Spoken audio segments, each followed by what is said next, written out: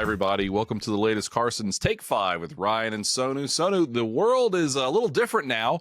There's a company, little small AI firm out of China called DeepSeek, which has taken the world by storm. And we're going to talk about that. Today's video is titled, Is DeepSeek a Big Deal? Which I think is pretty good. Now, high level, what in the world's DeepSeek? Why did the market freak out last week when that news came out?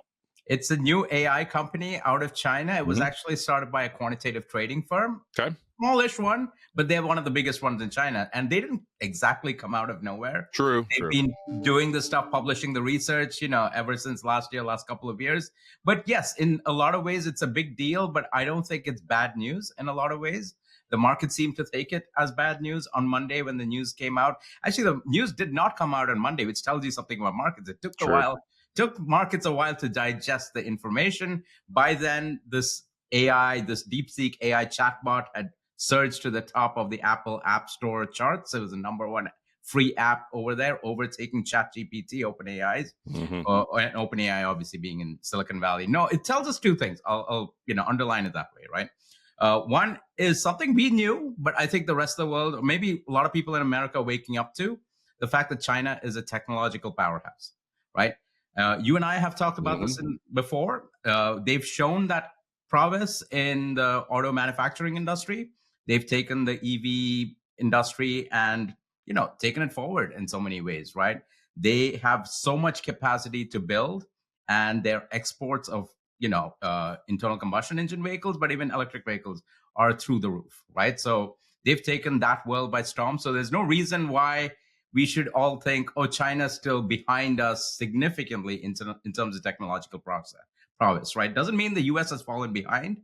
It just means that they're very close to us and they've caught up, right? And maybe in a lot of ways. The other thing is that this actually makes AI cheaper, right? This makes AI cheaper, which means more people can use it. It's going to diffuse through the economy in a faster way because it's cheaper.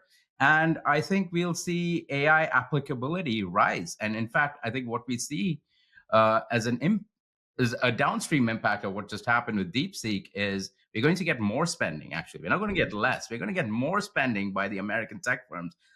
Goodness knows that they have a lot of money as well, right? They have a lot of cash flows from other parts of their business. So they're going to spend more money. I'm actually more bullish on the economy and markets, honestly, too. I mean, we talked about a 2025 outlook. We've been bullish. It is a young bull market. I think that continues. But now it goes back to something we said in our outlook. We think the bull market will broaden out. And I think this sort of underlines the case for that. So great stuff. I'll kind of chime in. DeepSeek claims, and listen, it's a Chinese company. Nobody truly knows if it's true, but they said for about $6 million using some old NVIDIA chips, they were able to create something that's almost just as good as what OpenAI is doing with $100 billion in the newest chips. That's what really shook up the world on Monday. We had a 5% drop in technology, over a 3% drop in the NASDAQ. We can't give individual names on this video, but some of the big ones you've heard of before were down double digits, some huge loss, like $1 trillion of losses in some of the large tech names. But here's the thing, Sonu, what you mentioned, on that same day, on that same Monday, there was a bloodbath for technology names. Financial stocks closed an all-time high. The very next day, the Dow Jones Industrial Average closed at an all-time high. Transports closed at an all-time high. What I'm getting at, if you were all in tech, that was very, very rough. But that's why you keep a diversified portfolio. That's why you look at other areas. You should have some technology. We think you should have some technology. Just know it's a volatile part of the world. There's other parts that did really, really well as people realize, well, maybe technology is under a little bit of pressure. But you know what? These transportation stocks, these financial stocks, they might benefit from cheaper AI down the road. So there's some things to think about. So we've got maybe another minute or so. I guess the bottom line is you're not overly concerned about this really disrupting technology. Because what's technology? 30% of the S&P 500. If technology goes down 20%, it's not going to be good. I mean, you don't think it's going to quite do that?